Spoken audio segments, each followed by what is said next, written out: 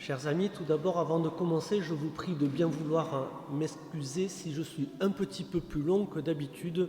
J'aime beaucoup cette parabole que nous venons d'écouter dans l'évangile de Luc. Premier point que j'aimerais développer avec vous, puisqu'il est question de devenir juste sous le regard de Dieu, on parle là, vous savez, de la justification. Et vous savez que c'est un thème important pour le délégué à l'œcuménisme que je suis, puisque ça fait partie des accords qui ont été signés il n'y a pas très longtemps de cela avec l'Église luthérienne. On a fêté il n'y a pas très longtemps les 20 ans de ce consensus sur la doctrine de la justification. Vous voyez, c'est encore assez récent, hein, à peu près il y a un peu plus de 20 ans maintenant, où entre catholiques et luthériens, nous avons réussi à nous entendre sur qu'est-ce qu'on dit quand on parle de justification, de cette justice que nous recevons de la part de Dieu. Ce document, il a été signé par catholiques et luthériens dans un premier temps, et puis ensuite l'Église protestante s'est unie, a signé aussi, enfin n'a pas signé, mais a dit nous sommes d'accord avec ce document, puis l'Église baptiste, puis d'autres encore au fil du temps. Et vous voyez, nous avons avancé sur ce thème de la justification. Et c'est important puisque c'est le thème qui est évoqué ici dans cet évangile.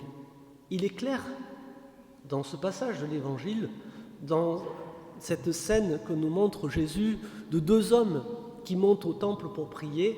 Vous voyez, il y en a un qui est justifié et un autre qui ne l'est pas. Alors on nous parle d'un pharisien et d'un publicain. On va parler des deux séparément. Le pharisien, il monte au temple pour prier. Sa prière, elle commence très bien. Il commence par rendre grâce à Dieu.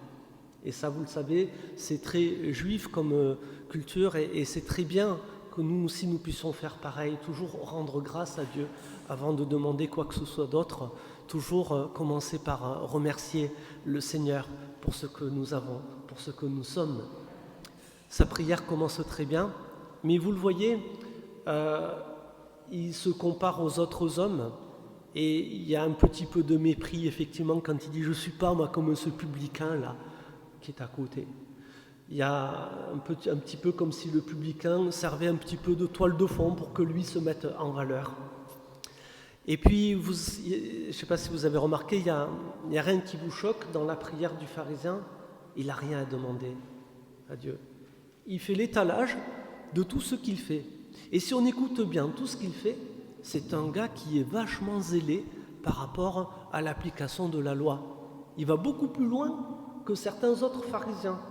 Je ne rentre pas dans tous les détails, ce sera un petit peu technique, mais voilà, il va très loin dans tout ce qu'il fait par obéissance pour la loi. Il va même plus loin que ce que la loi demande.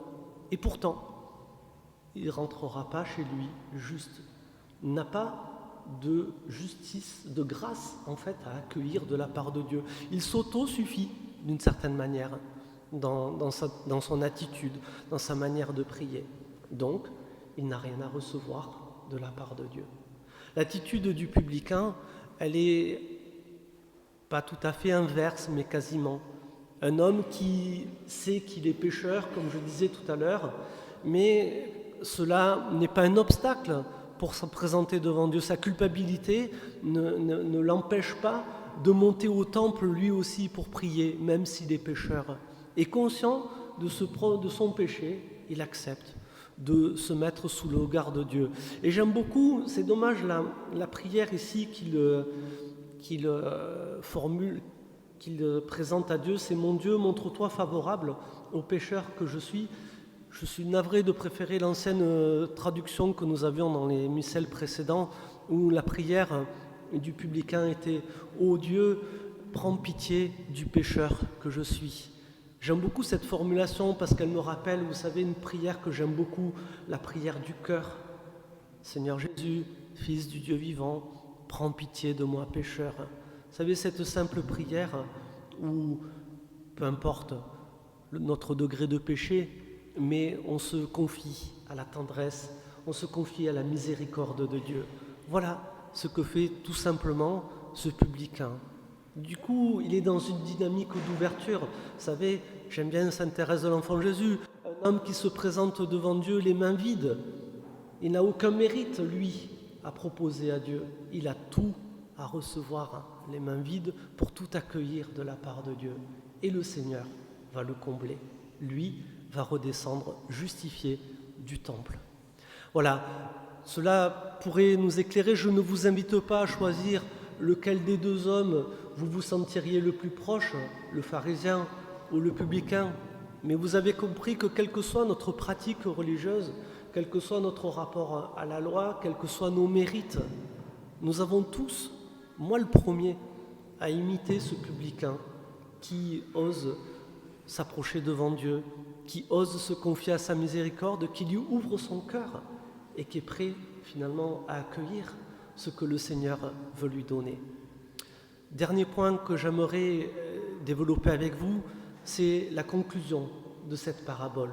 Vous avez entendu cette sentence que Jésus dit, qui s'élève sera abaissé et qui s'abaisse sera élevé. Jésus ne s'est pas contenté de dire cette phrase pour nous donner une petite leçon. Ça pourrait être le cas, mais ça va beaucoup plus loin que ça. Cette phrase, cette sentence, Jésus lui-même l'a vécue profondément, il l'a incarné dans sa propre chair. Il nous rappelle ce que lui-même va faire pour ça, avec, vous savez, la croix qui est là. Et il y a l'hymne aux Philippiens qui nous rappelle très bien cette démarche de Jésus. Lui qui était de la condition de Dieu n'a pas retenu d'être traité à l'égal de Dieu, mais s'est abaissé en prenant notre condition d'homme. Reconnu comme un homme à son comportement, il s'abaissa plus encore en mourant, et en mourant sur une croix. On a atteint le fond de l'abaissement de Jésus-Christ qui s'abaisse, sera élevé. Et l'élévation pour Jésus-Christ, ça va être dans un premier temps sa résurrection et ensuite son ascension, son retour auprès de Dieu. Cette phrase, Jésus lui-même l'a vécue, l'a mis en œuvre dans sa propre chair, dans sa propre existence. Et il nous rappelle, lui qui est Dieu, en partageant ainsi notre condition humaine, que nous aussi, nous sommes appelés à vivre le même mouvement, quels que soient nos abaissements. Le Seigneur ne nous laisse jamais au fond du trou, mais il est là pour nous élever si tant est que nous sommes capables de nous ouvrir à sa grâce, de nous ouvrir à sa miséricorde, à son salut. Cette parabole que nous venons d'entendre est éminemment pascale. Elle nous parle de la mort, de la résurrection, elle nous parle du salut que le Seigneur souhaite accorder à chacun. Alors en accueillant cette parabole aujourd'hui, cette parole de Dieu, puissions-nous, avec humilité, comme le pharisien, nous ouvrir pleinement à toutes les grâces que le Seigneur souhaite nous offrir, souhaite nous donner encore aujourd'hui. Puissions-nous accueillir son salut. Amen.